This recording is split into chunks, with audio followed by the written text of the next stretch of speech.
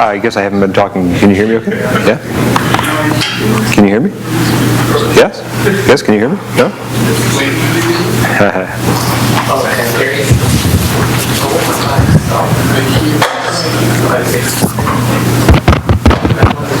Can you hear me okay?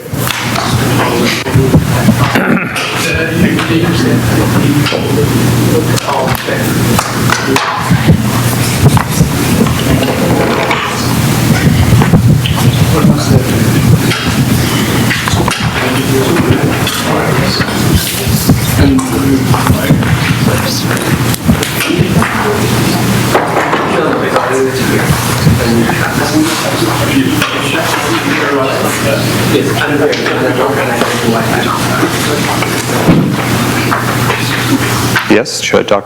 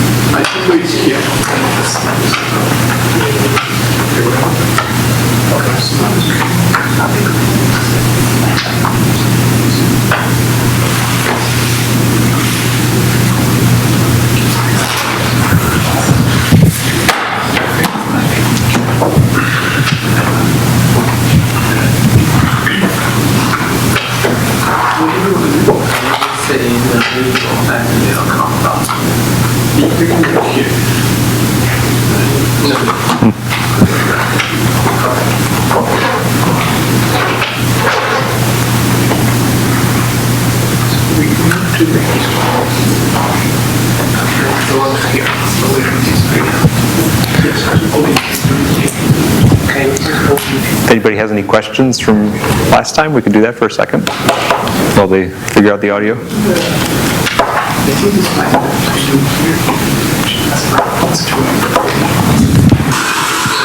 Oh. I think it's okay here.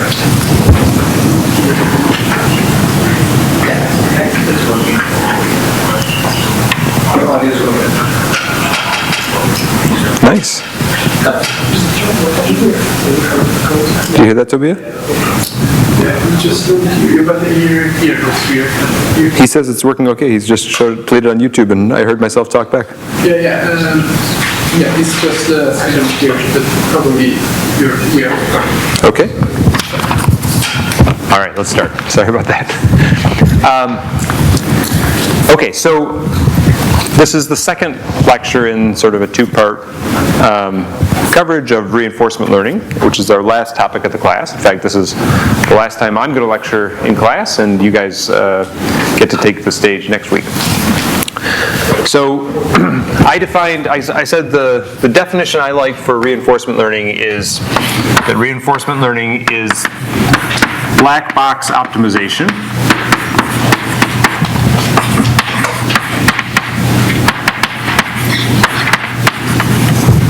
for stochastic optimal control, right?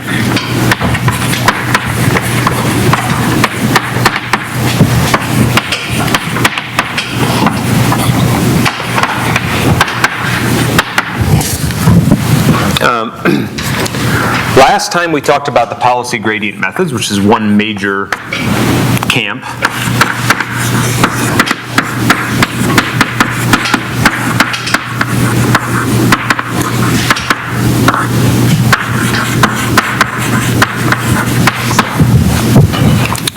Where the big idea was that you're going to go ahead and parameterize your policy as some controller that depends on X, that has a lot of parameters.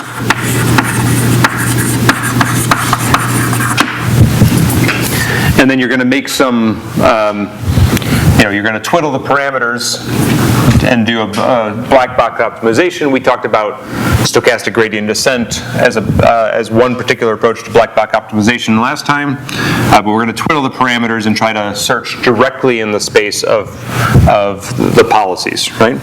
So This could be u equals negative kx, and I'm going to search for the coefficients k.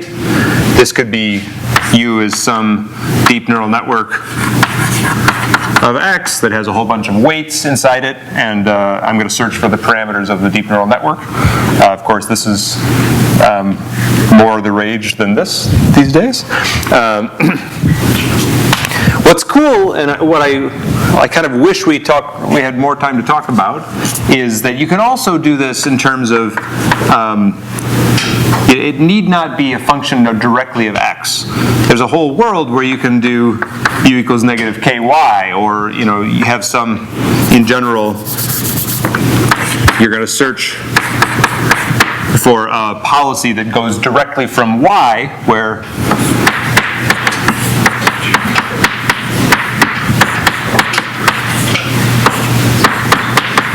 y is some output, as your output vector of your system.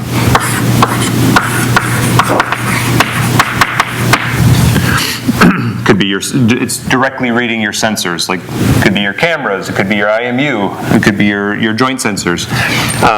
But there's a really interesting and important sort of class of algorithms that try to make decisions directly on the measurements from the sensors, and instead of going first to an estimate of the state, and then this we'd call full state feedback, and this is what we'd call output feedback.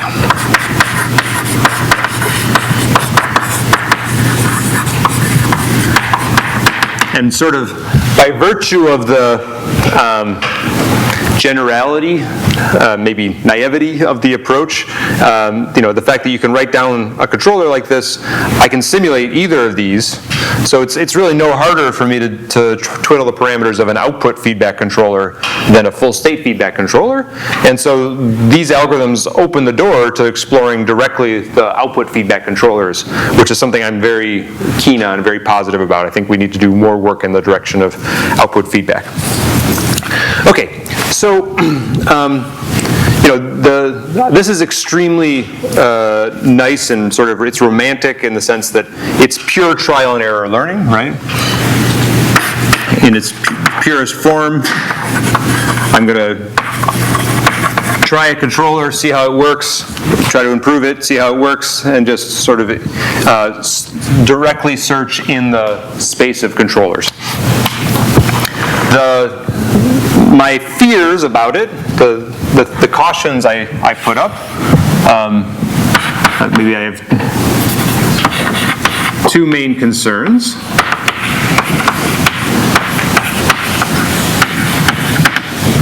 One is the sample complexity. It can take a lot of trials, a lot of trial and error to twiddle the parameters and find a good controller. Even for relatively simple optimizations where we know that there's a good solution and stochastic gradient descent will find that solution, it can still take a lot of trials to get there. And so, I showed Ben Recht's slide of the quad rotor LQR problem taking 30,000 trials or whatever to find the LQR parameters. And I think that's sort of real. People are chipping away at that. I think importance sampling was mentioned last time as an idea that can help. There's a lot of variations in the policy gradient algorithms, but I don't think we're likely to crack the sample complexity just by, there's something fundamentally hard about just searching in the parameters. It's fundamentally inefficient about that. The second concern I have is the non-convexity. And so, we know that searching directly in K can be bad. And the example that I had put up before, it's a little bit better in the output feedback, a little bit clearer. But even for a linear system, if I were to write a linear system with an output function like this, and I search directly in the parameters u equals negative ky, then there are simple examples where the set of good k's are disconnected sets. In fact, I was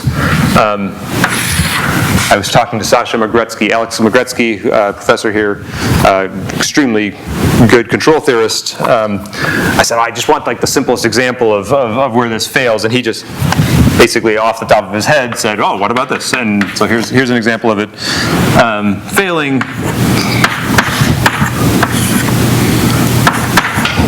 Just because I want to, I want you to have the simplest version here.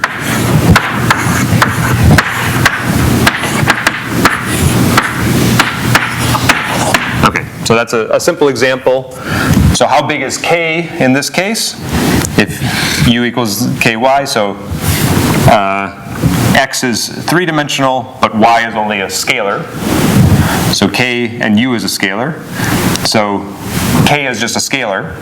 And if you plot the set of stabilizing k's, then it looks something like this. There's a set here and a set here that are the stable k's. Okay? So you could say, we're going to pick a handful of different cost functions. It might be the LQR cost function, it might be something about rise time or dwell time or whatever, but the fact remains that if I, for any of those cost functions, if I were to have an initial guess that was here, and the optimal value is over here, then there's sort of no gentle path where my controller, I can slowly change the parameters and find myself over in this other regime where I want to be, right? The set of good controllers are disconnected.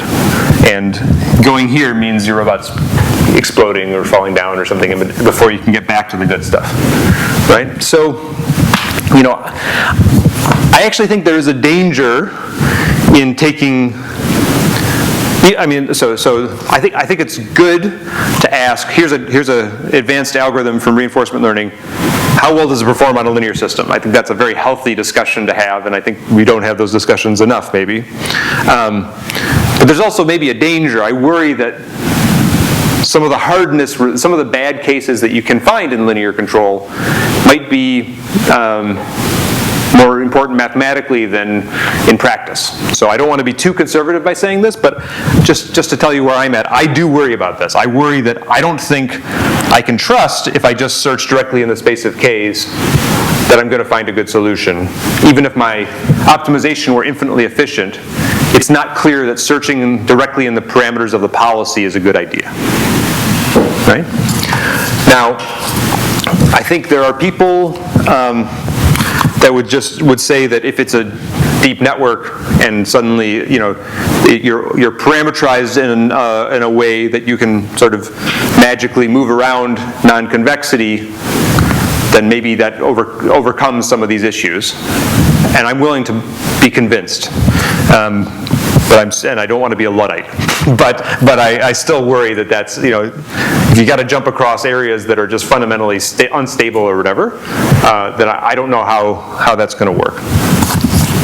Now, so that was my concerns, but my optimism, and I really think there's exciting stuff happening in RL right now, is that we're not writing down systems like this or objectives like this.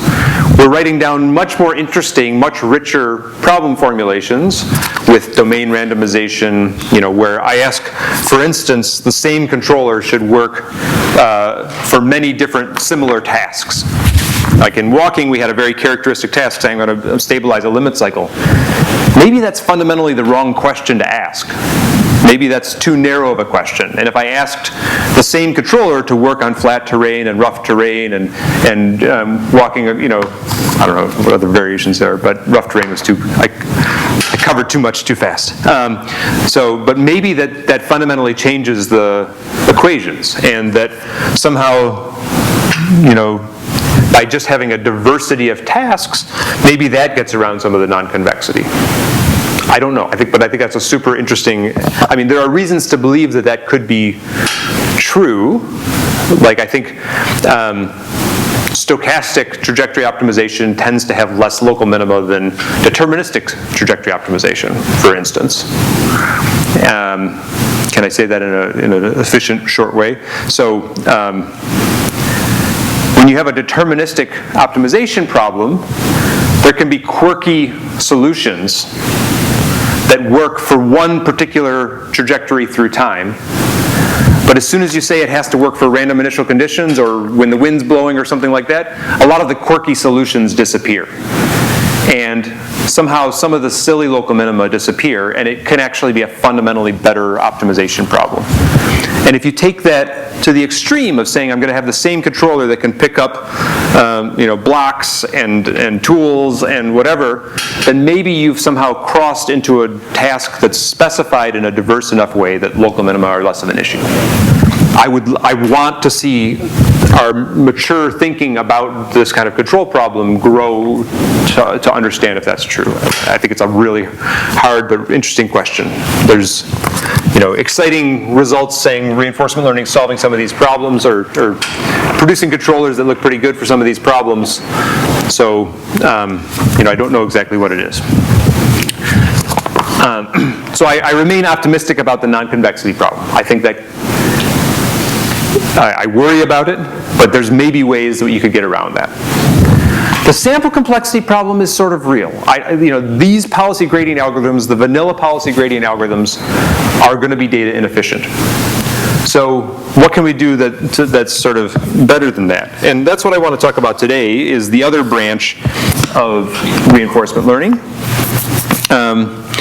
which is based on learning value functions. So in particular, I want to make sure you come away with a basic understanding of Q learning.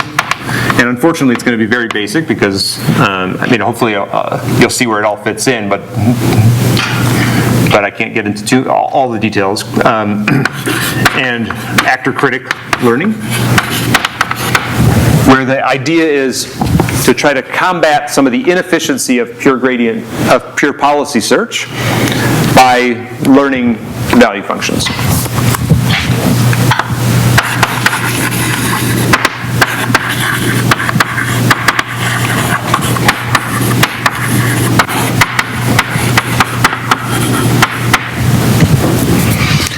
And I think there's sort of a spectrum of efficiency, maybe. I think the policy gradient methods are super general but super inefficient. So in terms of number of trials required or number of evaluations of my function, let's say. And I think it's in my mind, and this is not a rigorous statement, unfortunately, but the pinnacle of efficiency we've seen in terms of how quickly can you find an optimal controller, how many times do you evaluate your function, is dynamic programming, right?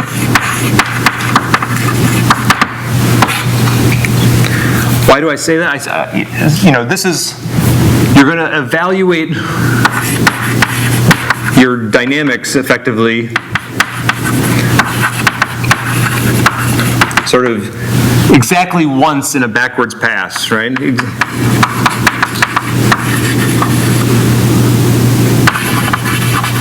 From the terminal conditions back. Solving for everything in one sweep, right?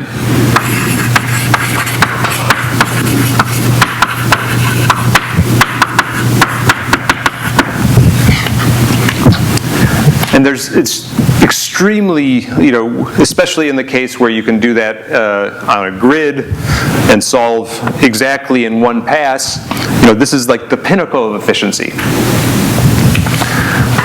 So, the question then becomes, how do I pull some of the tools from dynamic programming into the world of reinforcement learning?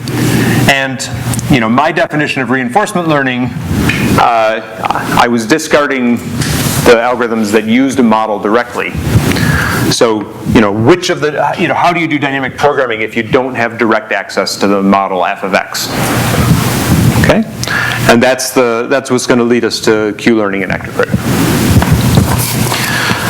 So, I think in the space of things, if you have some cool robot with interesting dynamics and you have a decision to make about what you're going to spend your time trying to learn, right? You can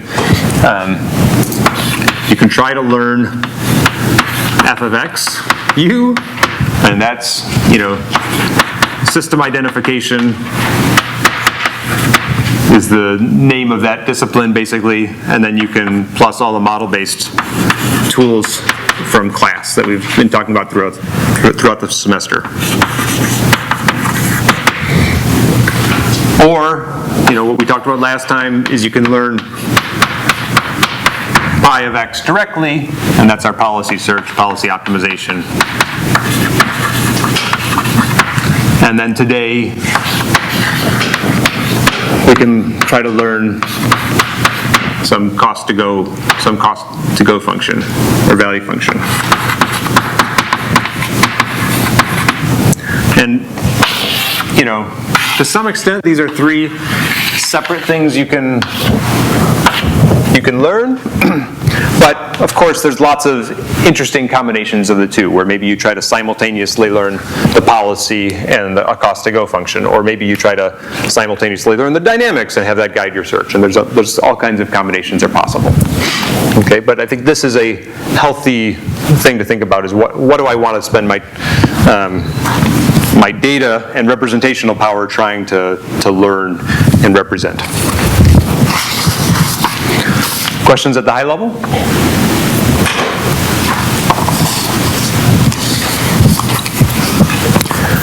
Okay, so so let's think about how would we learn J, our cost-to-go function. Now, remember going back all the way to the dynamic programming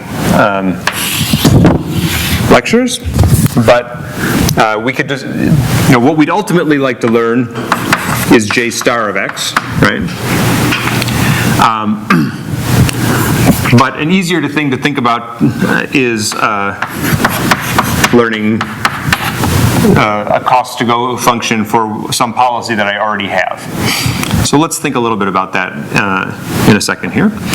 Let me define J in a slightly richer way than we talked about before, because we want to be thinking about these rich stochastic optimal control objectives, right? So I want to have the expected value of over some additive cost.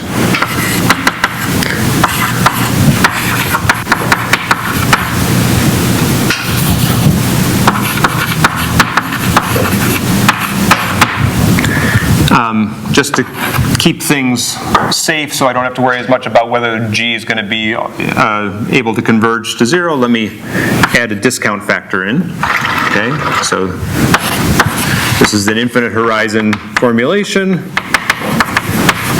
and this is a discount factor that just tries to help making sure that this sum converges so that it doesn't blow up to infinity. Okay? It's just a standard thing to say, so if gamma is between 0 and 1, I guess we probably don't actually want it to be 0 either, then it guarantees that it says that the short-term costs are more important to me than the long-term costs in some exponential way, and it's useful to keep those things bounded. And I'll think about this, for our stochastic optimal control, we've been mostly using discrete time. It's a little easier to think about the randomness in discrete time. Okay, so, I'd love to find a way to represent, to learn J star. There's also maybe it's helpful to think about how can I learn J pi if I already had some controller. All right, so the dynamic programming recursion still works fine with that form, so we're going to be able to leverage that. But let's just think, if we were to try to take of this storyline, if we were to try to go purely on the I'm only going to learn J, then where does that take us? Okay.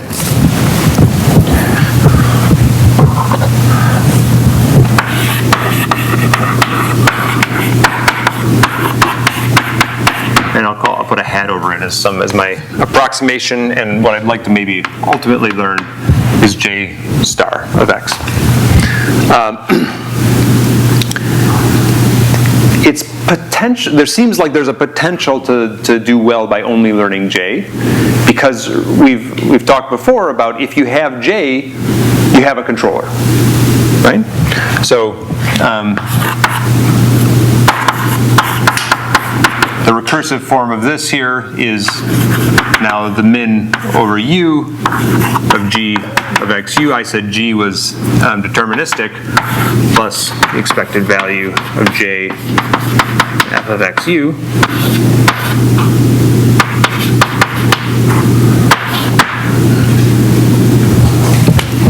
That's the dynamic programming recursion for the discounted case and the expected value. Okay, and this, if I were to have j, then it's, I also, to an extent, have pi. It's just the argmin of u of that thing above, right? Of this. It's the u that minimizes after my one-step cost plus my long-term cost. Okay, so maybe there's a reasonable idea which says I'm just going to make a deep neural network, for instance, represent my cost to go, and I'm going to start, and given whatever my cost to go currently is, I can always read out my policy. What's the problem with that?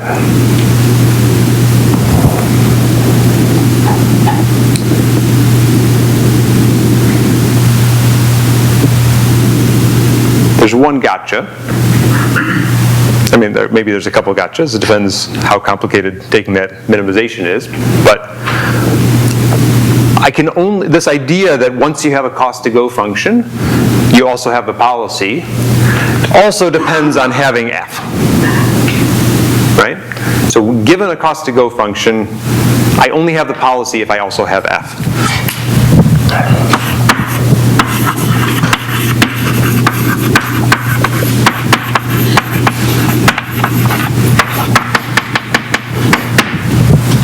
Right? In the continuous case, I have to figure out what's the direction that's going to take me downhill as fast as possible.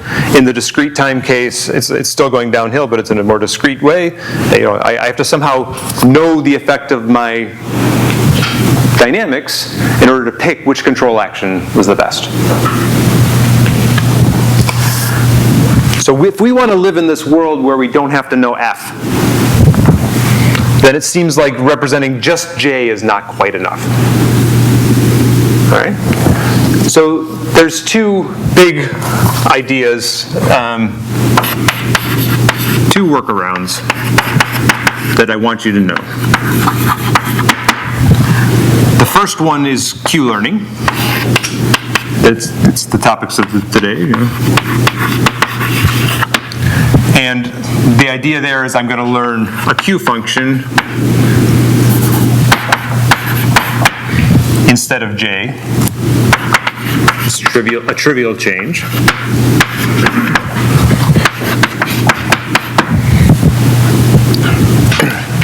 And the second big approach is the actor-critic approach, which is learn pi of x and j pi simultaneously. It's an and, not a plus. Is this pi star on the false? The goal in the actor-critic case, I feel comfortable writing j pi because I have an explicit representation of pi, and the goal is to move pi and j pi both towards their optimal. Yeah. See, I was kind of hemming and hawing here because I wasn't yet explicit about what pi was. So, but here it's clear. Okay. In Q-learning, you really do you really have a goal of learning Q star. Okay, so I want you to think about those two classes of algorithms as exactly addressing this problem of trying to learn a cost-to-go function, but admitting that to make decisions based on the cost-to-go function, I need a little bit of more information. And these are the two approaches. Okay?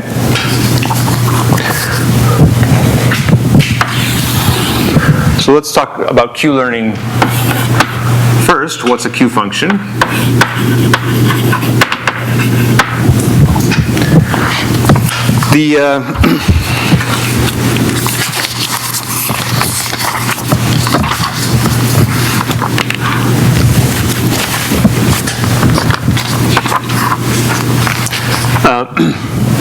Yeah, so why do I actually need to know F here? Is I need to know the prediction of, I need to know what's going to happen given I've taken U and take a step. I need to sort of predict that based on F.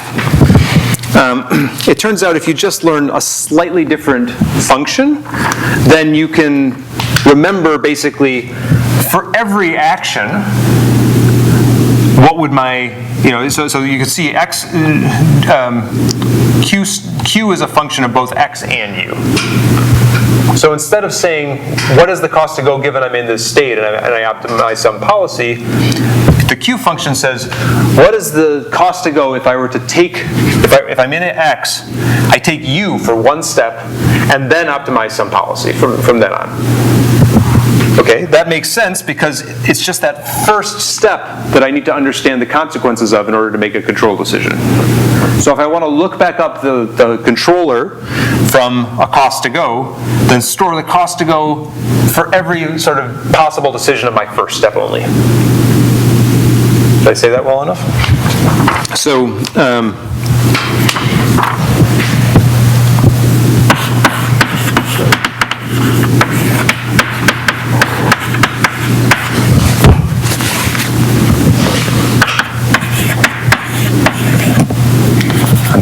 switching back and forth between discrete and continuous. I apologize.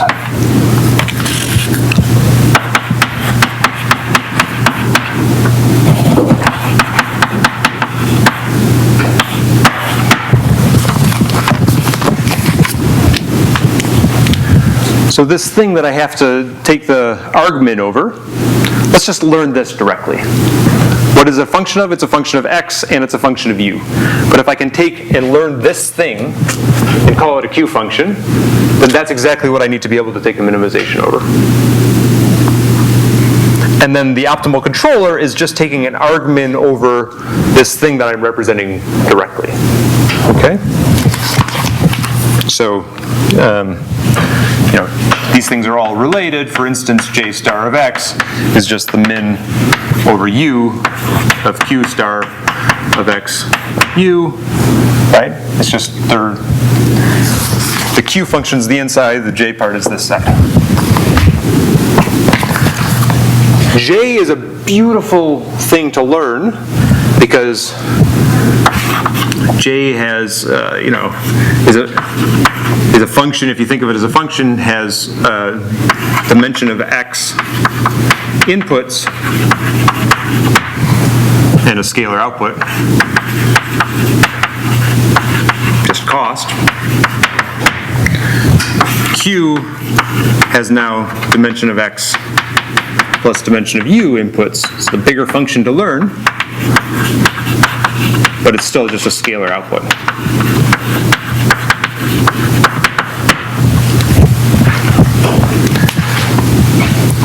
And depending on, certainly in the case where you have discretized actions, where you could choose between,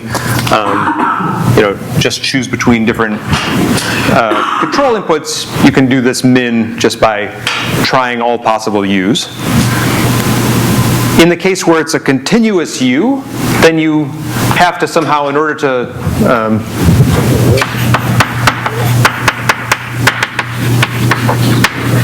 do this optimization, you have to somehow search over your representation of Q for the minimizing U in order to take your action.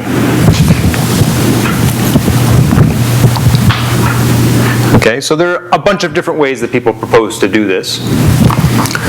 Nowadays, the standard proposal is that your Q function is a deep neural network.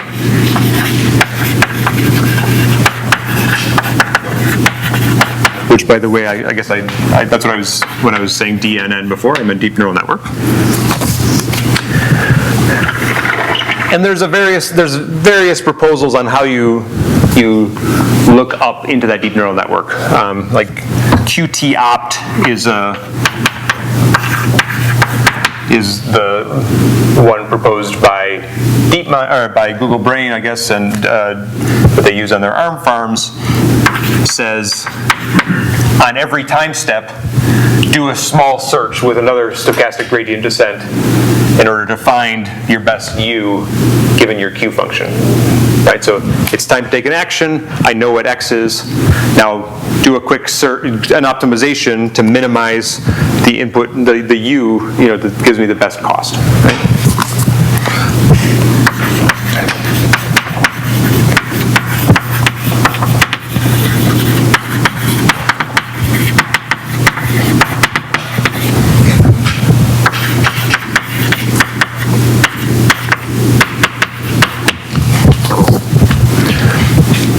And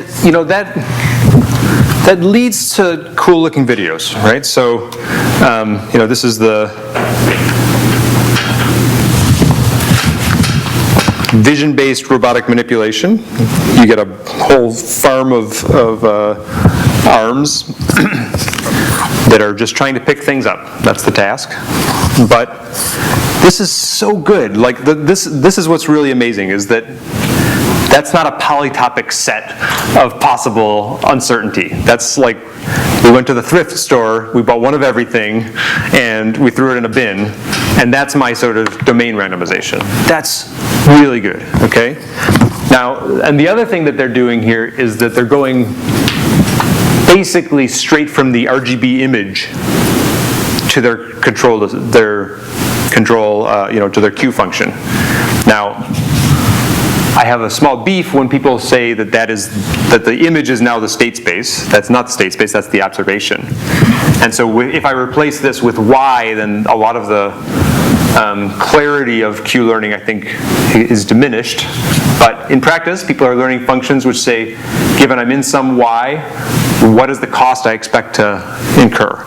And if there's really no hidden state, I mean, if the current RGB image is a sufficient representation of the state of the system, then that's a reasonable thing to do, right? That you could imagine learning, this is a good image state to be in, and it will change. The actions here are macro actions about reaching down and touching things. In what way do those different things change? Okay. So there's a lot to be interested in sort of these kind of tasks starting to happen. There's not a lot of dynamics in those tasks, okay? But I think the generality of the problem specification is really good and right. Yeah. When they were doing the training for that, they used like a really intense simulation that they built, or is this just like they had the arm play around in a bunch of bins in physical reality for a while? So every combination of those is true. The initial ones were we've got an ARM farm and we're going to use it, but they've increasingly said simulation does transfer to reality, and they bootstrap their real physical experiments with simulation and learning faster. They also, not this particular, but there's a lot of threads of trying to use human demonstration too to improve the efficiency of learning too, just to kick off your representation of your policy. Less in the Q learning space, but in the actor-critic space, you can bootstrap with human demonstration. So all three. There's a clear trend now towards using simulation first. Nice follow-up question. Of course. If you're trying to do optimization on a system that is really hard to simulate, like let's say you're trying to dig through dirt or something where the simulation would take longer than like even the physical thing would. Yep. Are there good ways to do that? So I think that in my mind, that's what I was saying last time, is that really does motivate model-free methods in a healthy way. But I would still ask the question, how far do you get with approximate models, right? So because I don't think you have to, especially for a lot of these tasks, and I'm not trying to ding this work in particular, but a lot of the things we're doing, for instance, in manipulation, are very, very easy tasks right now, in the sense that we are no way near, we're not approaching the control authority limits of the system. As such, you can take pretty nominal models and fuzz them in, like, add randomness in lots of different ways, and even a robust control approach, if we could solve it, will basically always be able to do that, right? If you think about our airplanes flying at high speeds, on the edge of their control limits, you have to be very careful about what uncertainty you add to the system, because you could add some uncertainty which I just can't do that. We're not approaching that here. So what people are finding is that even models that are not very accurate, fuzzed with lots of different randomness, the controller can still do that, and that transitions to reality, because it's just a generally robust control.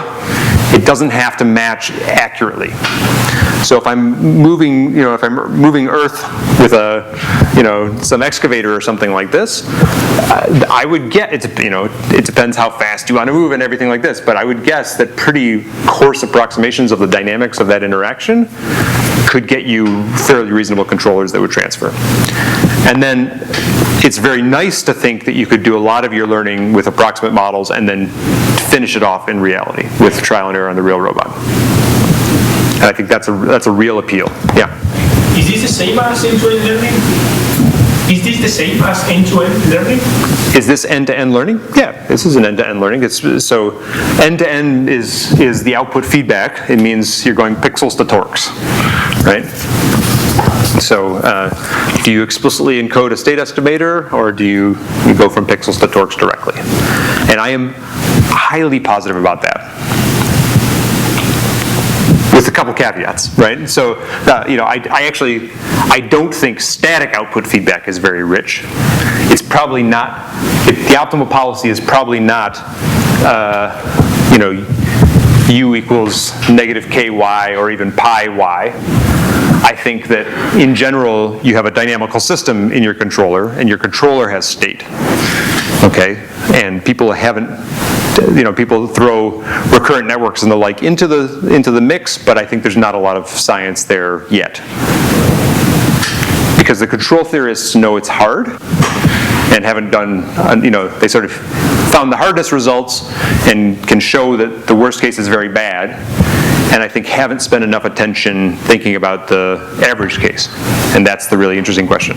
Does the world never throw, if the world never throws the really hard cases, then maybe we've been just too conservative as a field.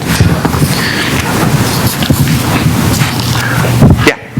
Sorry, it's a little hard to understand what the goal is. It's just pick things up and place there. Yep, it's clear the bin in that case. And we just had a random but fast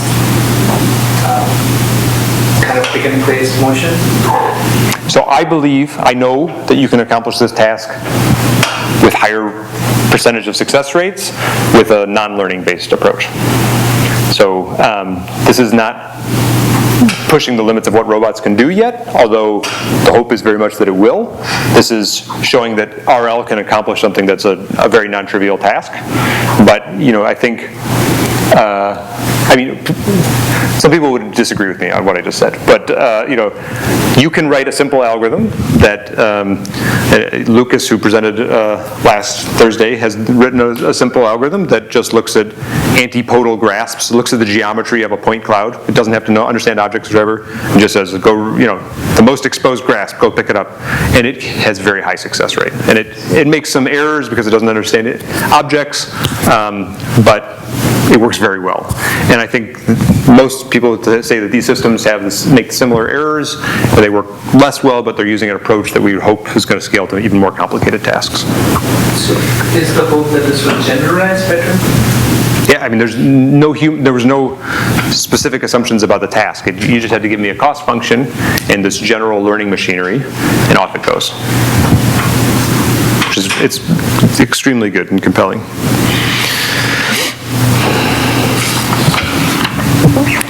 Okay, So there are a lot of interesting things that we can dig into about how do you actually learn the Q function. But let's not. Let's go to the learning a cost to go. If I have a policy, then learning the cost to go is actually fairly simple. It's a supervised learning problem, in fact. So if I just have many examples of achieving some cost in some state, then all I have to do is, fit a model that predicts that cost. There's nothing particularly hard about an optimization problem. In the finite state and action world, it's actually a least squares problem. Okay, so these feel like tractable optimizations in some sense.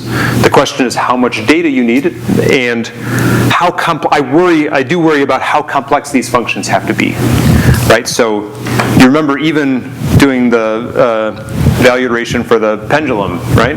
Super simple system. Simple input limits, trivial cost function. It's a smooth system. But if you remember, the cost to go was a pretty choppy, complicated thing where there's a state here where I have to go this way, and there's a state right next to it where I have to pump and go this way, right? And it's a very complex, discontinuous landscape, even for those very simple problems. So I think a challenge in this line is how much representational power do you need to store Q or J? And maybe deep networks just solve that. Maybe not. I don't know. I think, I think there's reason to be optimistic, and there's lots of evidence that those do work pretty well. Okay, the other big approach, instead of trying to learn this Q function, is to learn these two things simultaneously, as the actor-critic. Learn pi and j simultaneously. And that algorithm is actually fairly simple to understand, but there's lots of potential complexity in it.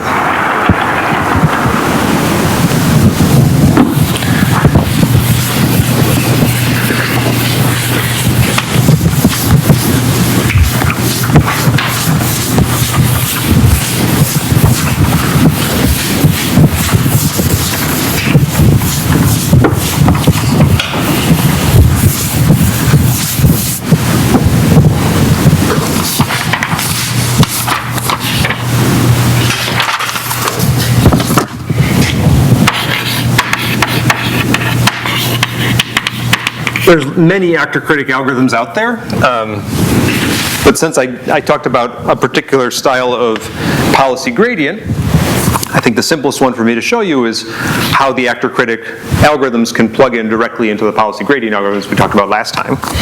Okay, so last time we said the policy gradient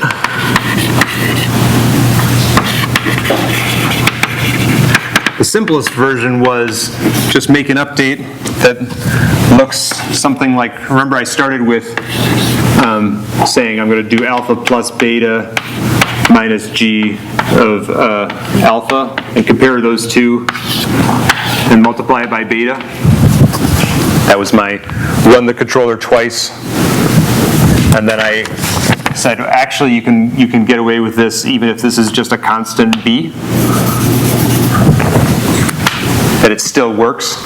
That was sort of that was the idea we went through last time.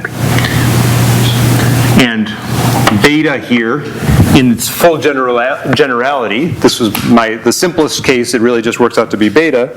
But in its full generality, the algorithm we talked about last time was, go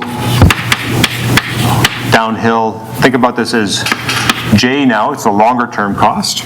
I'm going to optimize this minus b, some constant baseline here.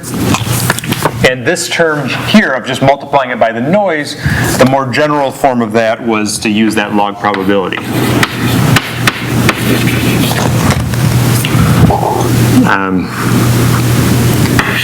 Maybe I read it like this here. Let me see if I can.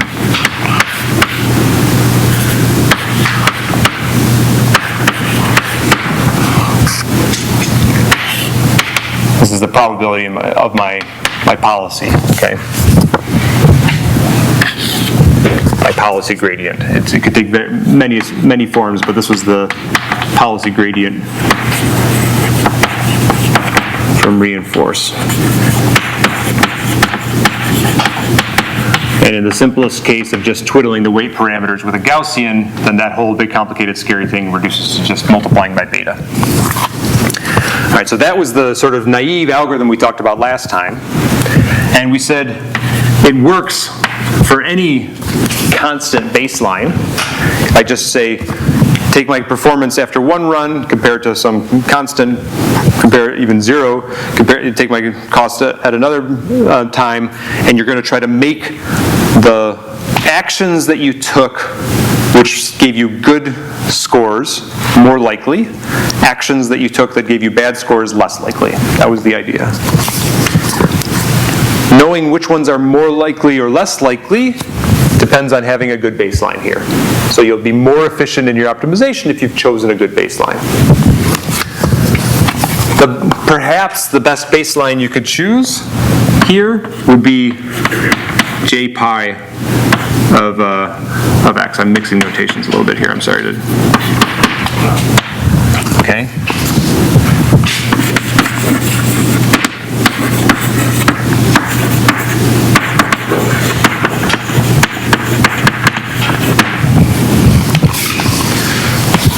So a very nice way to do the policy gradient update is to run a trial, obtain some cost, compare it against the cost to go that I expect, which is my expected average cost, and then make the update to make those more likely or less likely depending on that weight. This is actually even better than running 2 experiments. In the case where the system is noisy, right, this is the accumulated knowledge over running many experiments. This is the expected value.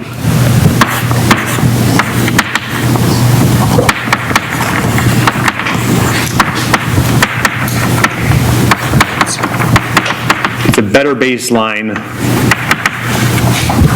than running an extra trial.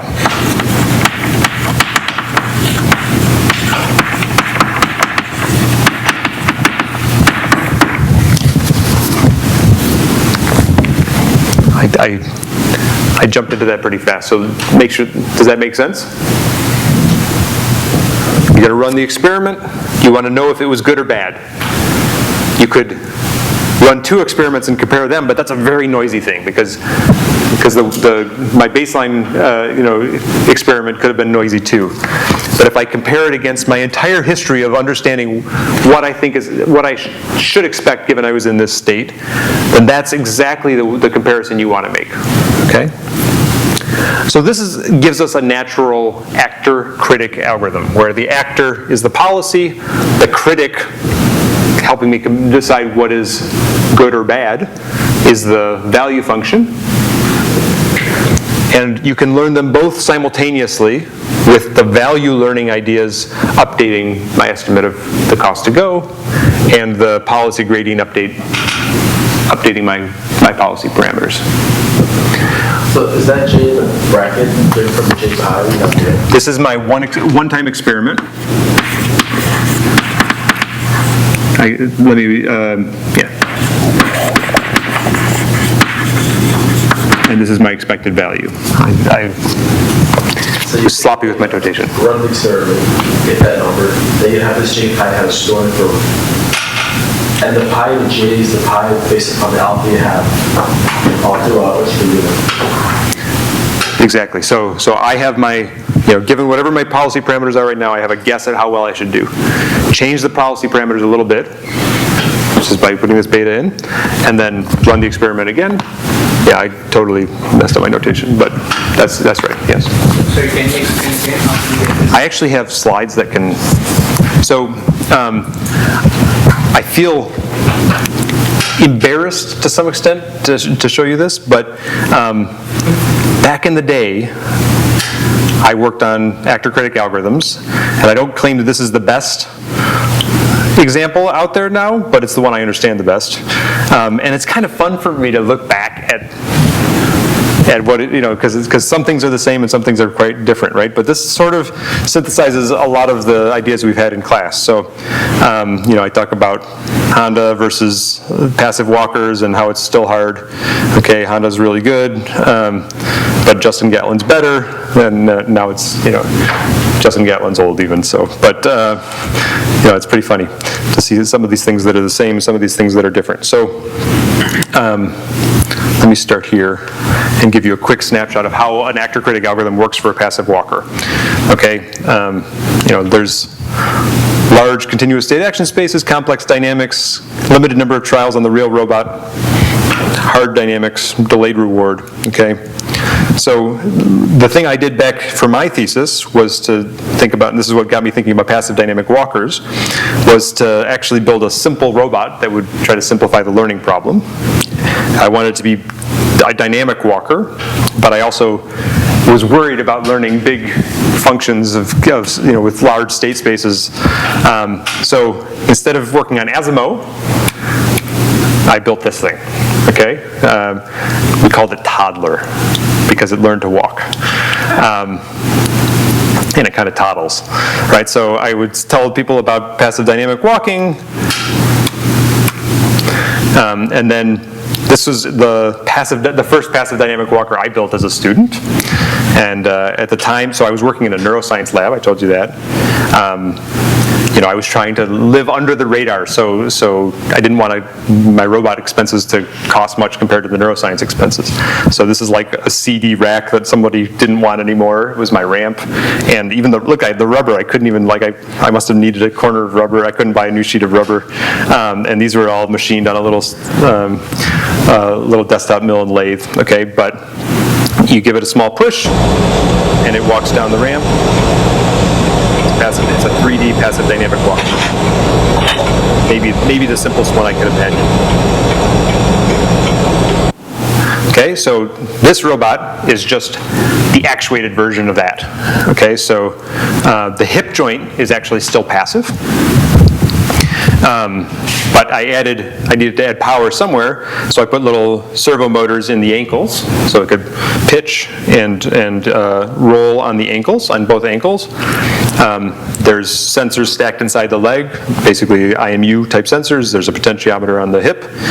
The arms are mechanically linked to the opposite leg, okay? So that's what this thing that looks like a shield, which actually did serve also as a shield, they would then just mechanically link the legs. And the reason for that is because, and I mentioned this quickly in the passive walking section, but if you don't have arms, it's actually, you're going to spin around. Every time your leg comes forward, you have a big moment trying to make you rotate. So that's why I not only have an arm, but I put all the batteries on the arm so that, basically it countered that moment and it would tend to walk straighter. Yeah? So total of 9 degree of freedom, 4 actuators. I used slightly different symbols, but basically the same equations before. And it was designed so that when the default policy was U was always 0, which made it a passive walker. So when there was, the dumb initialization was still that it would it would waddle passively down a ramp, and the task was, can I make it learn to walk on the flat? Okay, or for any slope. So there's a stable limit cycle down the ramp, and I want that limit cycle to be stable on any new slope. So this was the passive walking. The controller's motors are on, but command is 0, and it walks down a small ramp.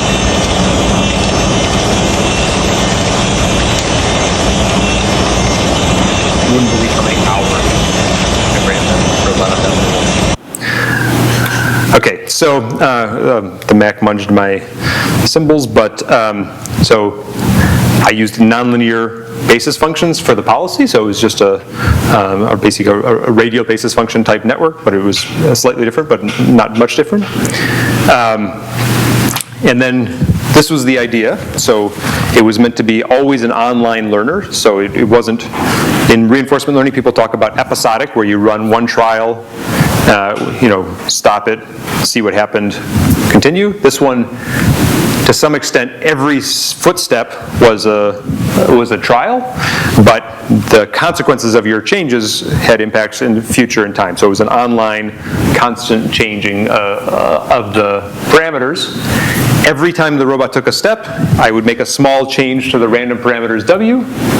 At the end of the step, I'd evaluate the change in the walking performance and make a permanent change to W based on the results.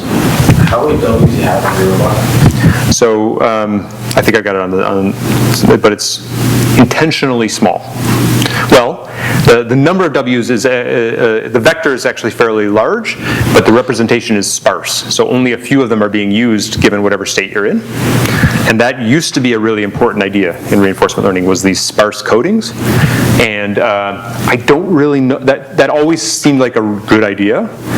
And that idea is not obviously present in the deep versions. I mean, maybe it's present in the sort of convolutional, kernels, but it's not a theme like it was before. It used to be sparse representations rule the day.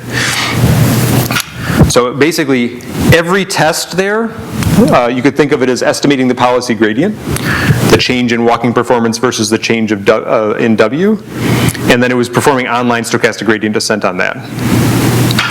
All right, so what's the right cost function for walking, and how do you achieve fast, provable convergence despite noisy gradient estimates, okay?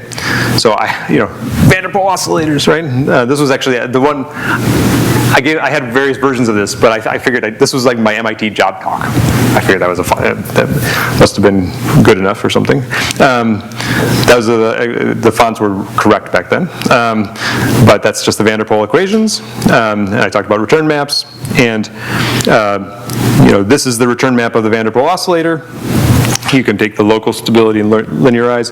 But then when we talked about before, we talked about deadbeat analysis, right? So the optimal return map, if I was thinking about making the Van der Pol as stable as possible, would have been a flat line. So my cost function that I chose for the passive walking was to just constantly, every time, my goal is to be a deadbeat controller, to have a target limit cycle, and to, on every step, get back there exactly. And I penalized, my cost function was how far away was I from the deadbeat controller after one step. Okay, that seems like a cost function for achieving, limit cycle walking. Okay, and I did the infinite horizon average reward formulation, where the x desired, the nominal limit cycle I tried to stabilize, was the one that I was able to measure when it walked down a ramp. So it walks down a ramp, it has some characteristic limit cycle, try to make that limit cycle stable for any ramp. Okay? This is the policy gradient updates we were talking about last time, online policy gradient, where you do the reinforce update. It had a particular form given the representation I used, and it was doing stochastic gradient descent. Okay, and then here's where the actor-critic comes in.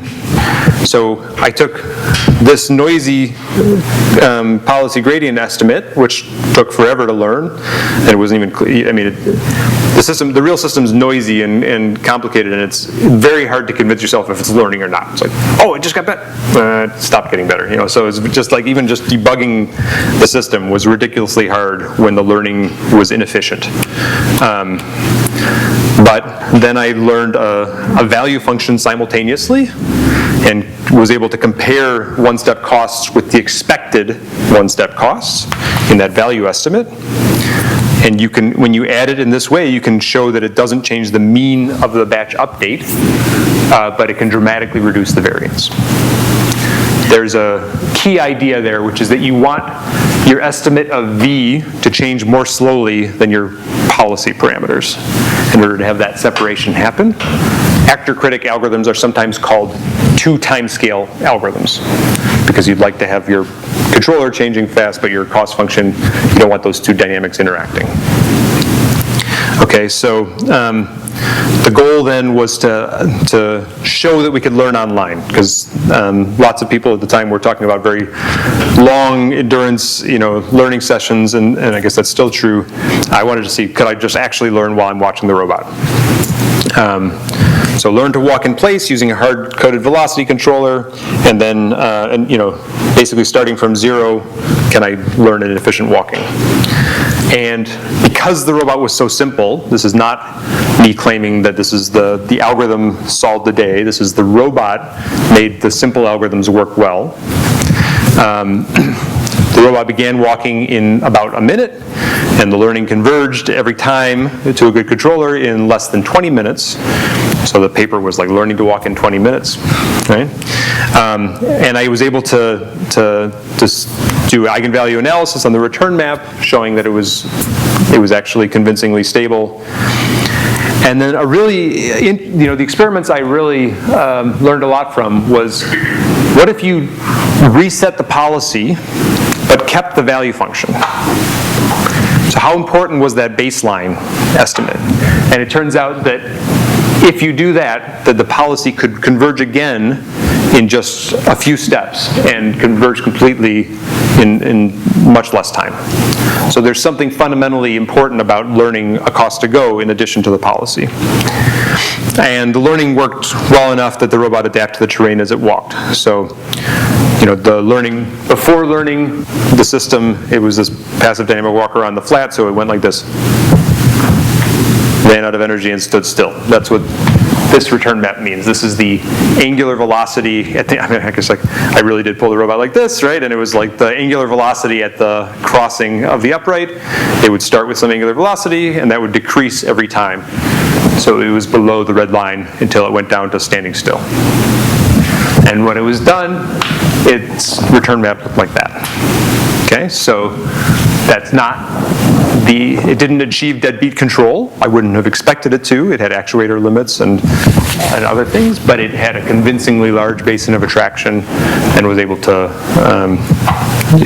to achieve good walking. So this is what that looked like.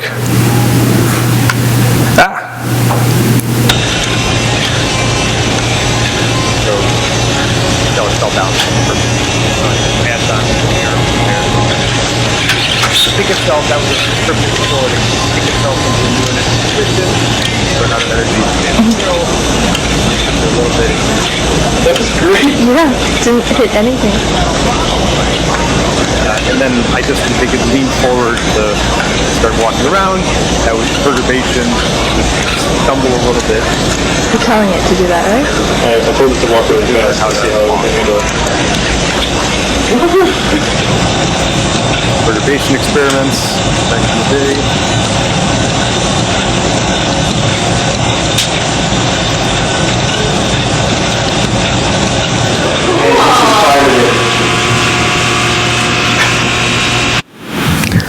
And then we would walk off down the hall.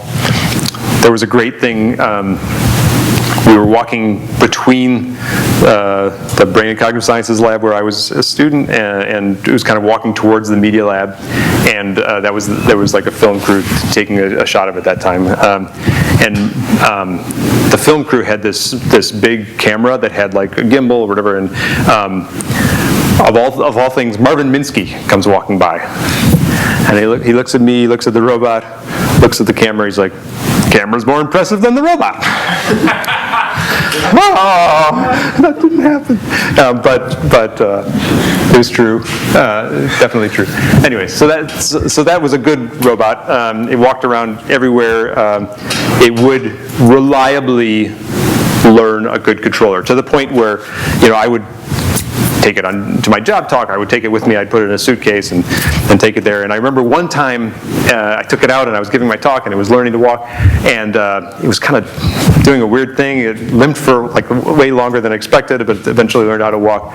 It turns out that the tie rod had basically broken in the airplane, but it still learned a policy that was able to basically keep walking. The one demo that did not go well was the CMOS battery died on my PC 104 one day. It was like, that one, I could fix almost anything, but if and then actually even I got it to boot, but the CPU time was suddenly like, 1980, and my MATLAB license was not valid back then, and so I got the thing to boot, and then MATLAB wouldn't hit the license server, so that was a bad day, but other than that, it worked. Okay, so so there was a policy gradient piece. I think it was very interesting, to me that you wonder, like, how big of a change do you have to make to the policy parameters in order to observe the change in performance, right? If your experiments have to be dramatic, then maybe you can't imagine online learning in the real world. But here, you couldn't tell if the learning was on or off. Like, the robot was basically walking, but the changes in the control parameters were small enough that it just looked like nominal walking, but it was actually making small experiments that within the sensor threshold, the noise threshold of the sensors, it was able to distinguish better performance or worse performance. So it was viable to have this online learning. The value estimate was a very coarse approximation of the value function, but that seemed to be a very, very coarse approximation of the value function was sufficient to speed up learning a lot. Okay, and so that is a basic story about actor-critic learning. I think we're seeing a lot more successes nowadays of actor-critic type learning. Yeah. So, the servos were like highly geared, so probably servos was more position control than force control. It was totally position control, yeah. Okay, cool. So that's awesome. So I guess because you didn't need to write out equations of motion for this and do some analysis based on that, you can do it also. You can learn how to kinematically walk and somewhat dynamic learning. I actually think, of course you could model that system, but the system was simple enough and the dynamics relatively complicated enough. I mean, it had rolling friction across these, curved machined feet. It had all the dynamics of the gear train, like you say, friction in the joints, and those things like dominated the dynamics over the pendular dynamics, of course, were part of it. But if I were to work on that robot again today, I would probably I still like this as an answer, as opposed to spending the time to do the detailed modeling. This feels like a good example of when you can use learning effectively. If the learning took too long, then I'd say the way you make that faster is you build your model, and even very approximate models go a long way. Basically what happened, my career path here was I started to try to make this work, and there's future work kind of stuff in here. I was working on a guy on a dinosaur robot, and I had versions with knees or whatever, and the learning doesn't work as well as on the more complicated things. In fact, before I built the toddler thing, I was trying to make learning work on the full humanoid that we had in the leg laboratory, and that was going very slowly, right? My path has been trying to make these algorithms more efficient. Took me to using models to get that efficiency, and so here we are. I think there's a lot more interesting things to learn and make these better. With more time, I think for me, maybe the most compelling examples of reinforcement learning today, and again, everybody sort of draws the limits of what's reinforcement learning, what's control, what's other things in different places, but of these approaches of actor-critic type or value learning methods, I am deeply impressed by the AlphaGo and AlphaZero work. If you haven't read the AlphaGo paper or the AlphaZero paper or any of the sequence by DeepMind, I think they're conceptually very clean, and I'm convinced that they work very well. They've done enough analysis that is, I think, very compelling.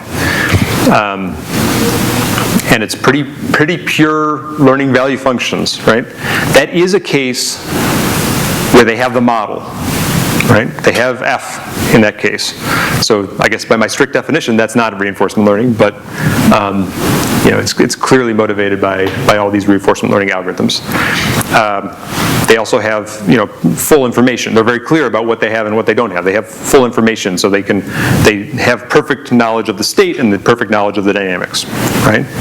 It's a discrete dynamics, but it's very compelling to see them being able to learn value function representations that are represented by deep neural networks, that are solving, providing sufficient cost to go estimates of a very complex problem. How does that map back to real robots? I think we're gonna find out. But you should realize even the AlphaGo and AlphaZero kind of work, they don't just learn value functions. They also do forward search, right? They do rollouts where they do Monte Carlo tree search is what they call it. In the language of this class, it's MPC.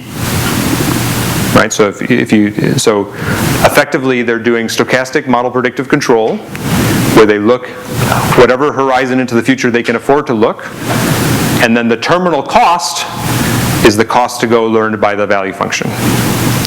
And that combination is very powerful. You look as far as you can ahead, and that look ahead for ends, for 10, depth of 10 moves or whatever it is a pretty good guess that overcomes limitations in your ability to predict the cost to go, but complemented with the cost to go is a world class in Go and checkers and chess and all these different competitions. Very compelling. Okay, so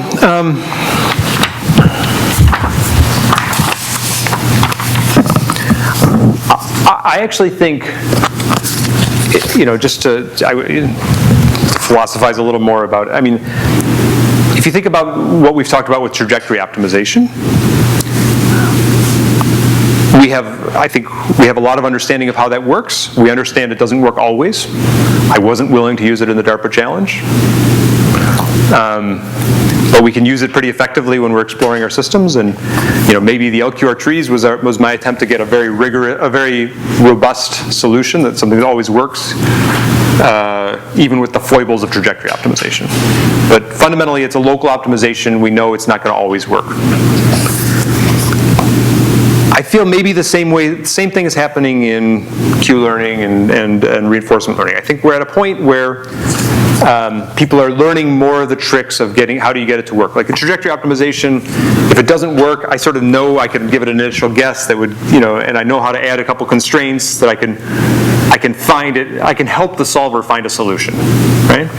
I think the same thing is happening now in reinforcement learning. There's enough smart people working on the problem that people are learning more about how do you coach a reinforcement learning system through if it's getting stuck. And we're getting solutions that look pretty cool. Like trajectory optimization, I don't think we're at the point where you could just deploy a robot in the world and expect it to learn new tasks without that help, right? But we'll see where it goes.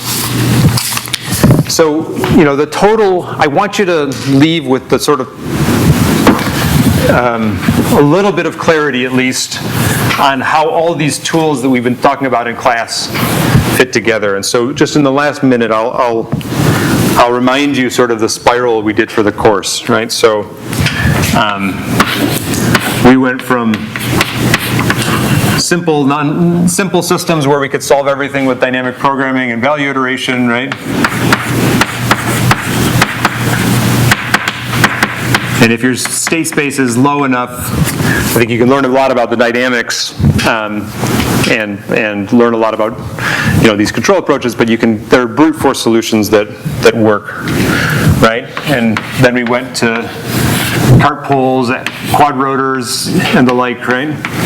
And we did trajectory optimization,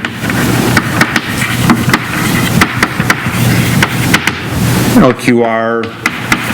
These kind of, we eventually did LQR trees. I think these sort of approaches work well for the model underactuated systems. We spent some time sort of extending that to the hybrid case. If I had a a walking robot, right? But most of those algorithms were able to extend. Sometimes you lose some of the guarantees, but a lot of our algorithms were able to extend to the hybrid dynamics and limit cycles case. We also did sums of squares here. Even the sums of squares was able to extend. A slightly different direction we went was in just the much higher degree of freedom systems. The humanoids, we talked a little bit about manipulation in the guest lecture. And as the degrees of freedom or the geometric complexity went up, we needed some more, more tools that worked better. We talked about motion, like sample-based motion planning.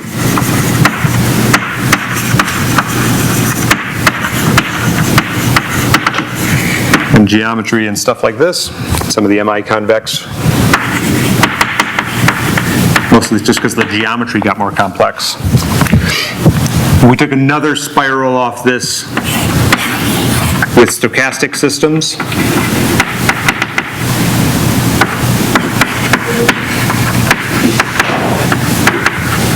Talked about how some of the basic algorithms can be applied in a case where the system has randomness, or the algorithms have to deal with that randomness. And then this most recent one, I think this is the difficult to model is the easiest justification for RL. Here we talked about polytopic uncertainty, etc. And here we start talking about RL, right?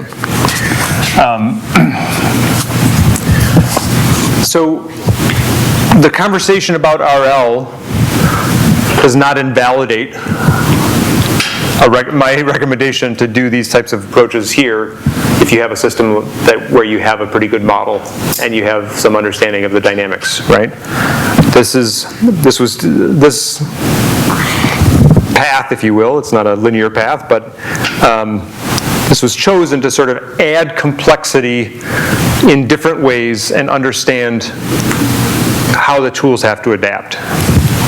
And, like I've talked about a bunch, I think if your system is difficult to model, RL is immediately warranted. But the other thing that's happening now, and I hope I landed the idea that I do think some of the ideas that people have thrown into the RL literature about domain randomization and having the same controller work for more rich specifications, I sort of hope those creep back into these other approaches in rigorous and healthy ways. Cool. Any questions on the whole semester? Yeah. Is there a review of that thing on the release? Yes, but I could find it, but it's actually remarkable. I had to recover from an old laptop even this presentation, so I would similarly have to dig a little bit for this, but I have it, yeah. Yes? There were gyros in so rate gyros and gyros stacked in the legs, and a potentiometer at the hip, and then the hobby servos had their own sensors.